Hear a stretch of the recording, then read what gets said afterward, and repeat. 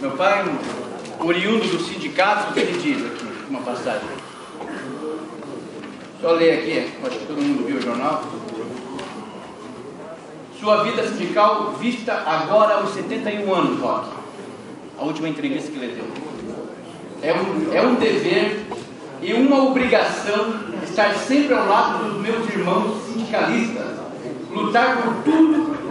Foi lá na faixa portuária que eu me criei, sustentei minha família e sei quanto dói ver a falta de trabalho e tremendo dinheiro no bolso. Nós só queremos trabalho. A intersindical não precisa me convocar. Eu vou incontinentemente, quer dizer, é só me chamar. É o amor que ele tinha pelo sindicato, é o amor que ele tinha da onde, a origem que ele saiu, da onde ele saiu, e é isso que eu vou lembrar sempre, minha gente. Eu também sou oriundo, meu pai, lavanderia, eu estava contando para eles aí sobre lavanderia, né? Alguém pode achar que é até demagogia, mas eu ainda tenho a lavanderia, e uma vez ou outra no meio da semana aparece um vestido de noiva. Não é vergonha falar. Eu ainda vou lá passar um vestido de noiva porque eu aprendi. Meu pai também passava vestido de noiva, terno. Então, volte e meia eu ainda estou lá, né? Ó, tem um vestido aqui, deixa eu colar, porque é o único que... Era meu pai, eu e uma outra pessoa já não trabalha mais, e volte e meia quando aparece um vestido de noiva, a gente vai passar. Meu pai também era um incentivador, contei também uma outra passagem, roupa de navio, nós ficávamos a noite toda virando.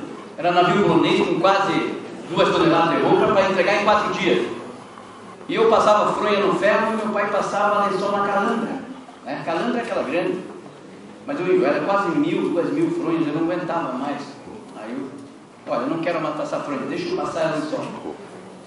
Meu pai, sujeito dele, né, por faixa de cais, e naquela época era pago em dólar, ou era real, era cruzeiro, e dólar também.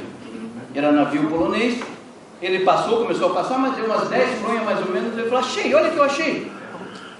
Eu falei, olhei 10 dólares aqui dentro da fronha.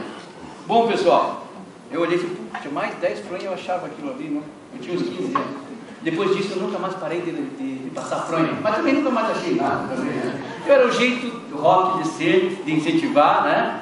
Então essa é uma das passagens alegres. Então eu agradeço a todos por me ouvirem, né? Eu convoquei até a imprensa, mas esse é um dia muito especial para mim e para toda a minha família e para todos aqueles que gostam realmente, que gostavam do jeito do rock de ser.